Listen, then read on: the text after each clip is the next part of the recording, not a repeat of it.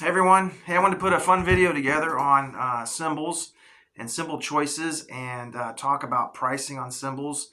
And if you are a drummer or getting ready to get into it, you know that if you've researched prices on cymbals, they're super expensive. And so I was kind of wanting to put something together where we could talk about that and look at some ways where you can save money doing it and what's going to be your best option as you go to make your selection for cymbal choices. So I got on the internet and I looked up the top three professional drummers' choices for what they would choose for cymbal choices, and kind of wanted to get a price on what those would cost. So when I did that, and I came up with something pretty quick. And if you're familiar with different companies, the big hitters like Zildjian, Pasty, and Sabian, and Meinl was another one that was on there. For this, I just chose the Zildjian and Pasty and Sabian companies. But the top one was the Zildjian K Customs, and they're super nice cymbals. And if you watch music and you watch drummers, you can see that a lot of the drummers play those, and they're pretty distinct because they have a big K on them. So they're pretty nice cymbals, and a lot of people play on them. The second one would be Pasty Signature Series 2002 models, and I think I have a 2002 crash cymbal, and it is awesome. And I'm looking to get another one at some point down the road. But very good cymbals and good selection if that's what you would choose to get.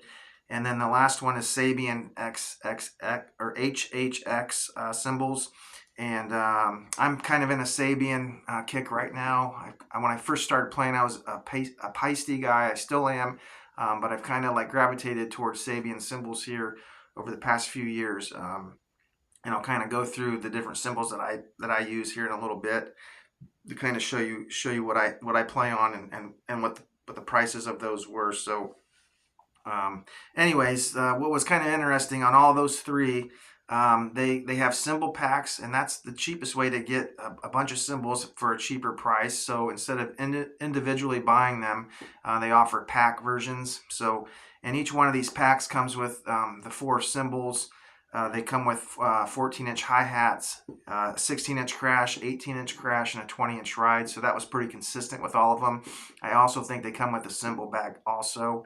But the average price on a brand new cymbal pack from any one of those three is about $1,500. So that is a lot of money to spend on cymbals. So I wouldn't recommend that if you're just beginning, just to go out and spend that kind of money, because obviously it's one of those things that you gradually you get into, and as you gig and as you get better, you kind of can go to the next level of cymbals. But that's what that price is, and I see a lot of people that really are not real sure about stuff, spending that kind of money on cymbals before they even really get going on drumming. So but I can probably talk more about that here in a little bit, of kind of the things that I'm seeing with that. But anyways, $1,500 to buy a 4-pack of cymbals. Now you can also get these packs and used versions.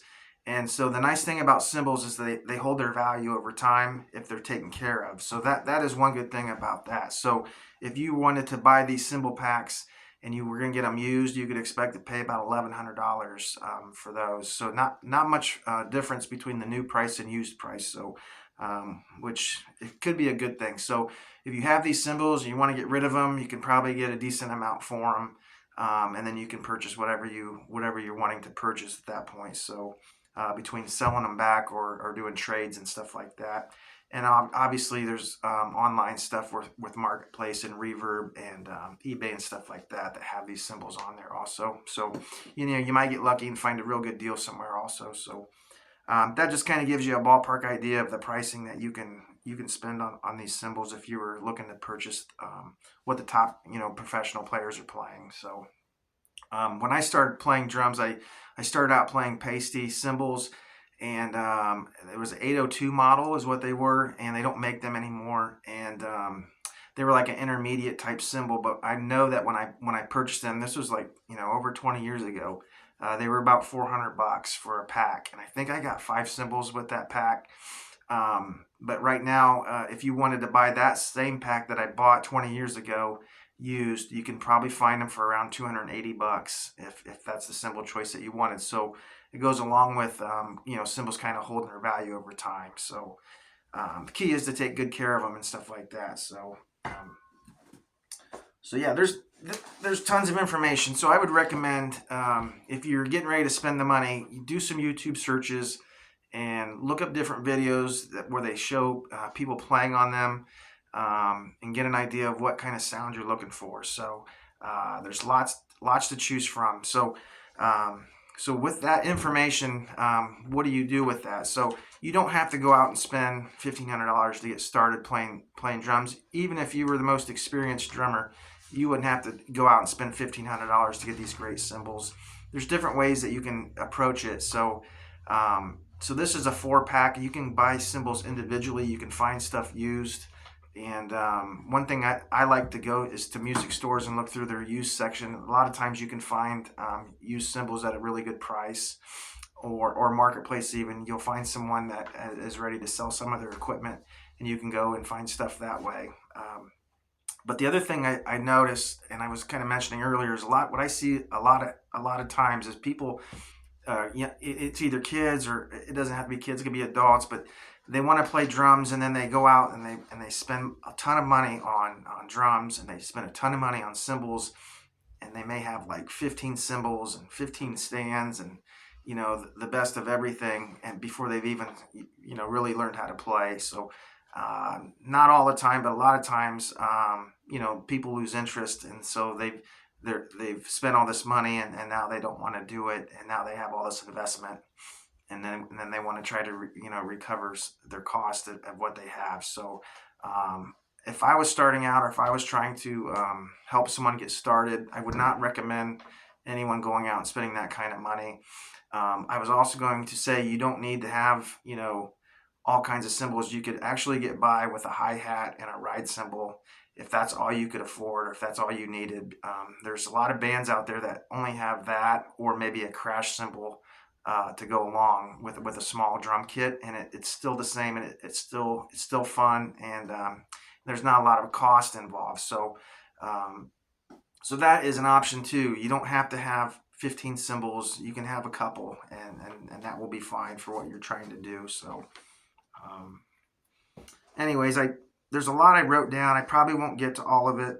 I did want to talk about the different cymbals that I play on currently, and as I mentioned, I'm kind of in a Sabian kick right now, and so I kind of wanted to show you that this is one of them. This is an 18-inch crash. It's called a rock crash, and it's pretty nice. And then this one here, I have all the logos and stuff.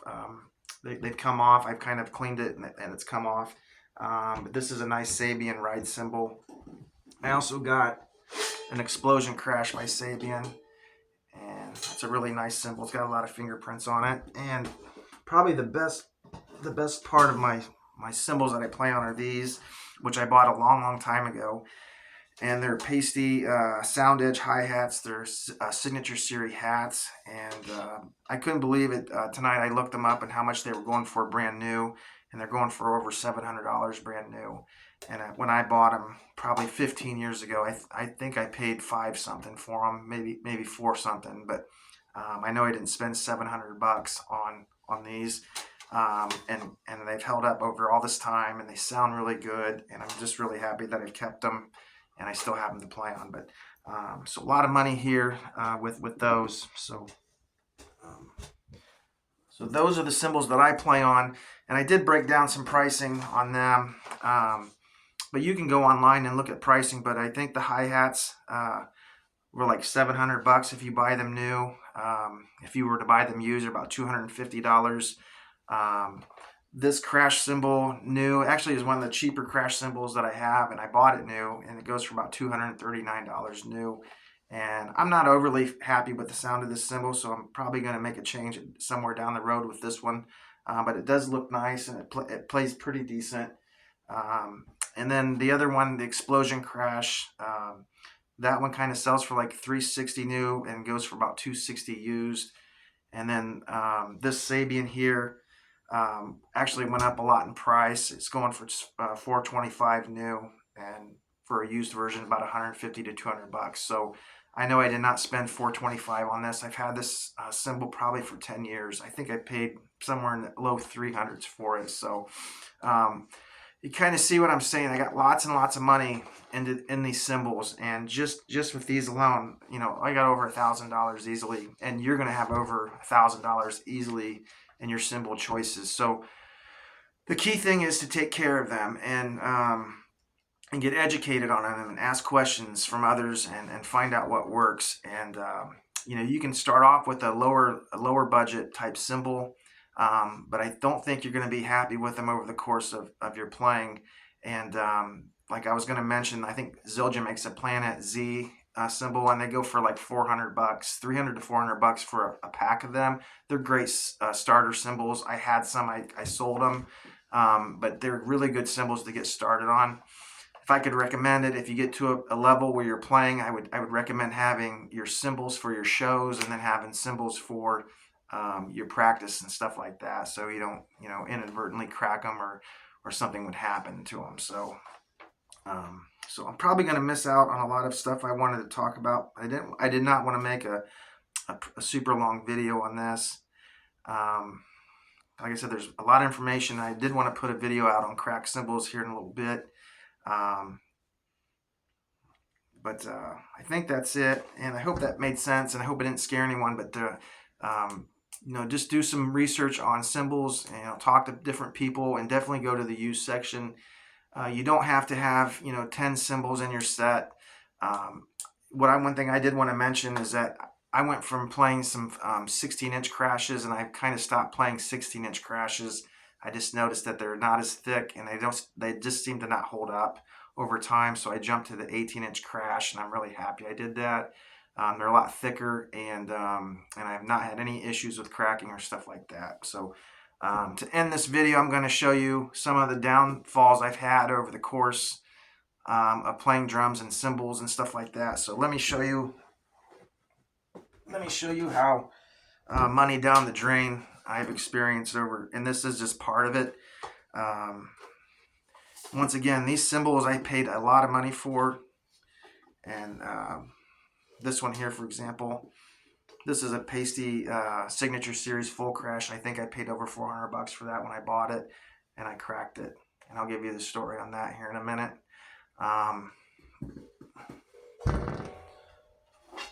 Here's the same cymbal. Well, there's two. They're called Fast Crash, not Full Crash, but same concept. This one's cracked. A couple of different spots. And then here's this one's cracked also. You can see it. It's cracked right there. So real quickly on that, because I do want to do another video on cracked cymbals. If you have a cracked cymbal, they're going to continue cracking when you hit them. So I don't play on these anymore. But I wanted to tell you, if you want to take some lessons from me, these three cymbals, I can tell you what happened in each scenario where I cracked them. This one here, I was in a practice setting. We were practicing. I went to get up from the drums, and I had cargo shorts on, and one of the loops on the cargo shorts caught the turn knob on the cymbal stand, and as I went through the drums, the whole cymbal stand fell over, and this hit cement. So that was my fault. I own that one. One of these fast crashes was because I was hitting it like a full crash. Fast crashes and full crashes, they have those names because full crash, you can kind of hit it fuller, and it has a fuller sound. Fast crash is kind of like a fast crash of hitting it. So I was hitting this way too hard in my early days of playing. So that first cymbal was like 400 bucks. This one was like 400 bucks, and then this cymbal here obviously was like 400 bucks too. And this one was, I let someone come up while I was playing drums. So that's the other thing. You need to be real cautious of who you let come up and play your drums, or who you allow up on stage with you. You need to, if I could recommend, I would just not have anyone come up unless you absolutely know who they are, and you know that they're good players. But sometimes when the party gets going, people get loose and have fun. But this particular one, I was playing a show, and a girl came up to the stage and grabbed the tambourine, and she thought it'd be a good idea to hit my cymbal with the tambourine. So I kind of wanted to stop the show at that point because I was pretty upset about that. Once again, it all comes back to being my own fault. So I would not I would not recommend having that kind of situation happen. So if you got this kind of money wrapped up, you got to treat it like that. So just wanted to throw that caution out there. But just be careful who you let come up. Let a buddy come up that plays drums any day of the week. But any stranger you don't know, in the nicest way, just say no. So easily $1,200 down the drain with these. So yes, I could probably cut these down and get some kind of use out of them, and I am going to research that process too. So anyways, lots of money. You can see a lot of money wrapped up in all this. So just treat it that way. Treat it as an investment, and treat it as something that you're going to learn how to take care of them. And I'm going to put another video about crack cymbals and stuff that I've learned about those in the future. So let me see if there's anything else that I wanted to share before we stop.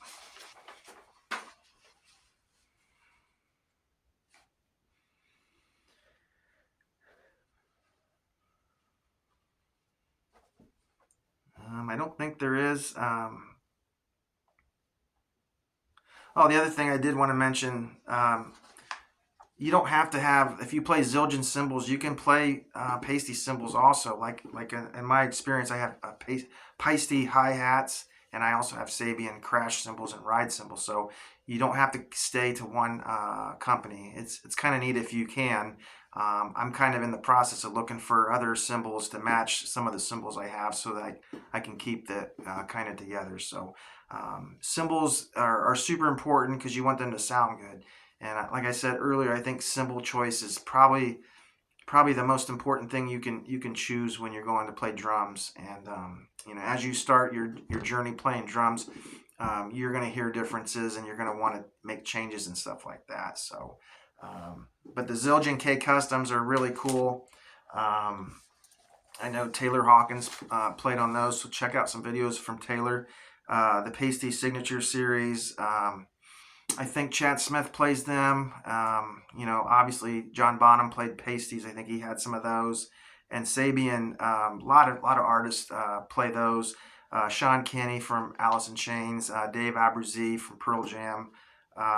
He's one of my favorite drummers. Neil Peart, I think he played Sabians. I think so. Yeah, a lot of great cymbals here to choose from. So.